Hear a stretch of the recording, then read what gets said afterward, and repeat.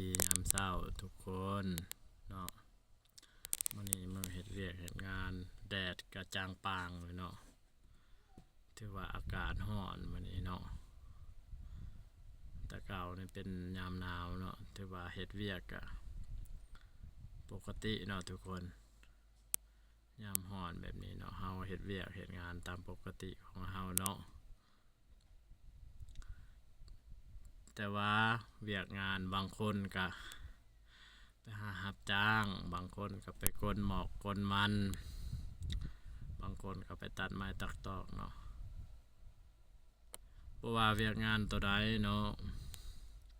แต่สุดท้ายแล้วเฮ็ดมาก็เพื่อแลกมากับเงินแลกเครื่องแห้งเฮาเพื่อให้มันได้เงินเนาะเพราะฉะนั้นแล้วเวียกตัวใดก็เมื่อยหมดเนาะทุกคนบ่ได้เว้าแต่เฉพาะว่าเวียกออกเครื่องแห้งเมื่อยแต่นั่งลิ้นคอมอยู่ห้องการนั่งอันนั้นก็มันก็เมื่อยคนละแบบพี่น้องเอ้ยอย่าไปคิดว่าหมู่นั่งผู้นั้นนั่งห้องการสบายผู้นี้เฮ็ดเวียกอยู่นี่ทุกข์สุดท้ายแล้วมันก็เมื่อยคือกันหมดแต่เมื่อยคนละแบบพี่น้องเนาะฉะนั้นแล้วเฮาเฮ็ดเวียกอีหยังเฮาก็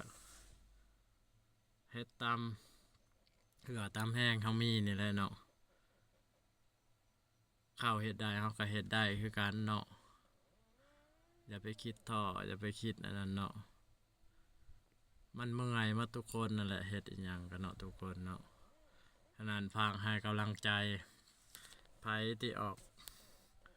กำลังเหือแห้งเฮ็ดเวียกตอนนี้เนาะ